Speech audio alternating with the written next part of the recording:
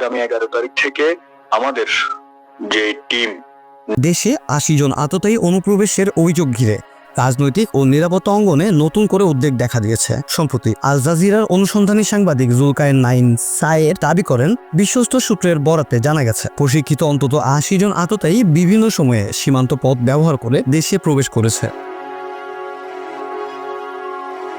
তার ভাষ্য অনুযায়ী এই আততায়ীরা পরিকল্পিতভাবে রাজনৈতিক অস্থিরতা সৃষ্টি, গুরুত্বপূর্ণ ব্যক্তিদের উপর হামলা এবং নির্বাচনী পরিবেশ নষ্ট করার চেষ্টা চালাতে পারে। দাবিতে আরো বলা হয়, এই ব্যক্তিরা ছদ্মবেশে রাজধানী সহ বিভিন্ন গুরুত্বপূর্ণ এলাকায় অবস্থান করছে এবং সংঘবদ্ধ নেটওয়ার্কের মাধ্যমে কাজ করছে।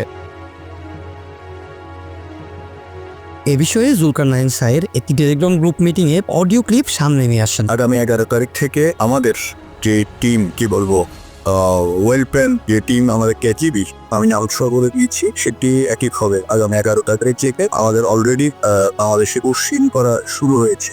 তো আপনাদের ভাবনার কোনো কিছু নাই এবং আপনারা যেটা চিন্তা করছেন তার চাইতেও অনেক বেশি আকারে আমরা আমাদের জায়গা থেকে সেই প্রস্তুতি অলরেডি শুরু হয়েছে। তো সেই কথাটি আপনাদের মাঝে আপনারা আশাহত হয়ে সাহস হারাই লজিস্টিক যে বিষয়টা বলছেন, আমাদের গত আপনার জুলাই মাসে প্রবলদা জানে কিভাবে কাজ করেছিল, সেম জিনিস এখন আরো ওয়েল প্ল্যান। ও যেহেতু লাইসেন্স অলরেডি পেয়ে গেছি, মানে প্রধানমন্ত্রী লাইসেন্স নিয়ে নিয়েছে, রাশিয়া থেকে যেভাবে ওনার সাথে কথা হয়েছে সে অনুযায়ী লাইসেন্স অলরেডি প্রাপ্ত হয়ে গেছে। এখন কি দরকার সেই অনুপাতে আমরা আমাদের যে আমরা তিনটার হাবে করছি, তো থার্ড যে অপারেশন, সেই অপারেশনের জন্যই আমরা আমাদের মোটামুটি ভাবে আমাদের আমরা শেষ করে ফেলেছি। সেই অনুযায়ী আগামী পরশু থেকে আমাদের এই প্রবেশ করা শুরু করবে শুধুমাত্র ঢাকা এবং চিটাগং কেন্দ্রিক, বা কিছু খুলনা কেন্দ্রিক হতে পারে, সেটা পরিস্থিতি বিবেচনায় সেটা নির্ভর করবে। ধন্যবাদ। তবে